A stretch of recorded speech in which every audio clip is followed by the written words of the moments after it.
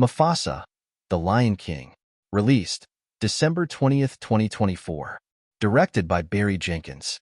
Written by Jeff Nathanson, Linda Wolverton, and Irene Mecci. Starring Aaron Pierre, Kelvin Harrison Jr., and Tiffany Boone. Rotten Tomatoes score, 57%. Metacritic, 56. IMDb, 6.7. MPA rating PG.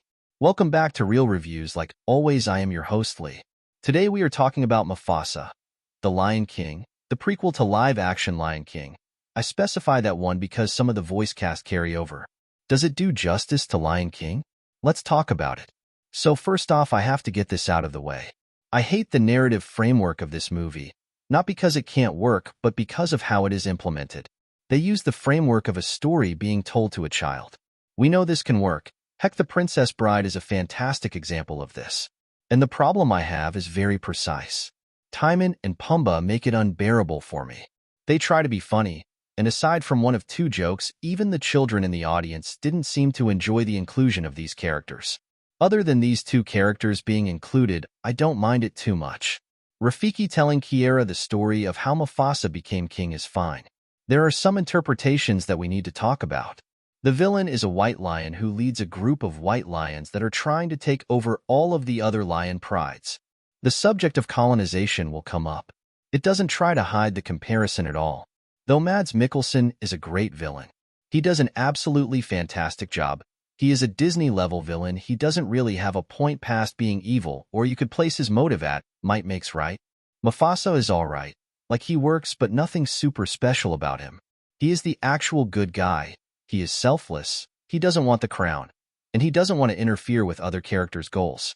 Taka is a trope and a really bad one. Taka is the good guy, but in quotes. Other than Timon and Pumbaa, I found the other side characters to be fine. They do their job. They provide backstory or motive for the main characters. I do think that this movie also struggles with having quality songs. There is nothing at the same level of I Just Can't Wait to Be King or Hakuna Matata. I don't think they are nearly as bad as the ones in Moana 2, but I doubt they will be significant.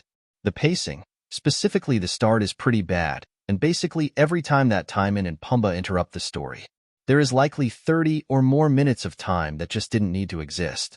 For a movie being 2 hours long, and a quarter of it not only being unnecessary but also something that detracts from the flow and story of the movie is a really bad thing. The voice acting is also pretty good with a caveat. While the voices are good with the exception of Seth Rogen, who, let's be honest, doesn't voice act. The caveat is that the animation of the faces is really off-putting because the more human you try to make animals seem, the worse it gets. Zazu being another exception because, well, they don't make him have expressions. The expressions are really bad. Anytime they try to make them express a human emotion, their normal animations are largely fine.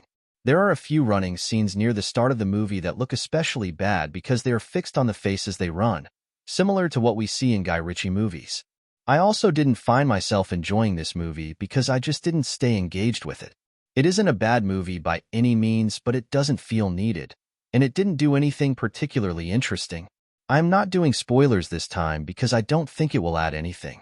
So I gave this movie a 5 out of 8 or a 6.25 stars out of 10.